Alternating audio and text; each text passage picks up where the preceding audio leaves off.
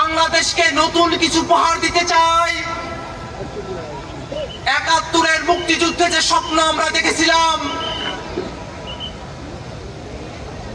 সাম্য, মানবিক মর্যাদা এবং সামাজিক সুবিচারের বাংলাদেশ, সেই স্বপ্নকে যারা বাস্তবে রূপদান করতে চায়, এই বাংলাদেশে একটি স্বনির্ভর পররাষ্ট্রনীতি প্রতিষ্ঠা করতে চায়, এদেশের মানুষের ভাগ্যের উন্নয়ন করতে চায়, জনস্বার্থের পলিসি নির্মাণ করতে চায়, এমন উদ্যমী তরুণদের নেতৃত্বে যে নতুন রাজনৈতিক দল গঠিত হলো, সেই নতুন রাজনৈতিক দল বাংলা জাতীয় নাগরিক পার্টির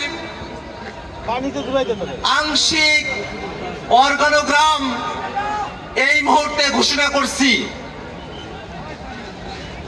আপনারা ইতিমধ্যে জেনেছেন, জাতীয় নাগরিক পার্টির আহ্বায়ক হিসেবে দায়িত্ব পালন করছেন এক দফার ঘোষক নাহিদ ইসলাম। সিনিয়র যুগ্ম আহ্বায়ক হিসেবে দায়িত্ব পালন করছেন সামান্তা শারমিন। আরিফুল ইসলাম আদিব সদস্য সচিব হিসেবে দায়িত্ব পালন করছি আমি আখতার হোসেন। সিনিয়র যুগ্ম সদস্য সচিব হিসেবে দায়িত্ব পালন করছেন ডাক্তার তাসনিম জারা। নাহিদা সরোয়ার নিভা।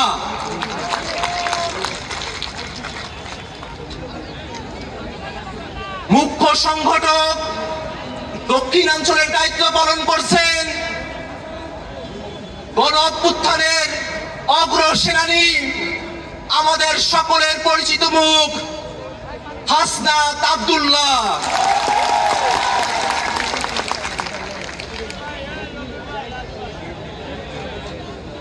মুখ্য সংগঠক উত্তরাঞ্চলের দায়িত্ব পালন করছেন অভ্যুত্থানের অগ্রসেনানী, আমাদের সকলের প্রিয় সার্জিস আলম।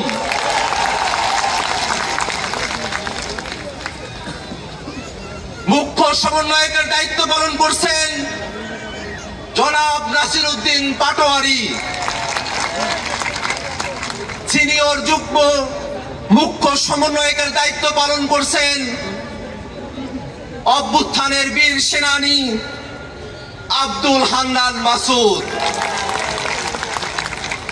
এই সব ঘোষণার মধ্য দিয়ে জাতীয় নাগরিক পার্টির কেন্দ্রীয় কমিটির আংশিক আমরা ঘোষণা করলাম অল্প সময়ের মধ্যে প্রেস রিলিজের মধ্য দিয়ে আমরা আমাদের আহ্বায়ক পূর্ণাঙ্গ কমিটি ঘোষণা করব।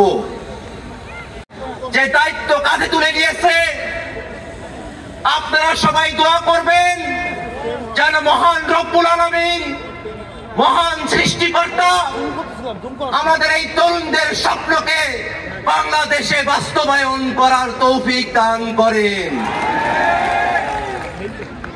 বাংলাদেশে যারা গণহত্যা চালিয়েছে, এই তরুণরা যেন তাদের নেতৃত্বে এই বাংলার জমিনে সেই খুনি গণহত্যাকারী আওয়ামী লীগ এবং তাদের দোসরদের বিচার করতে সক্ষম হয়।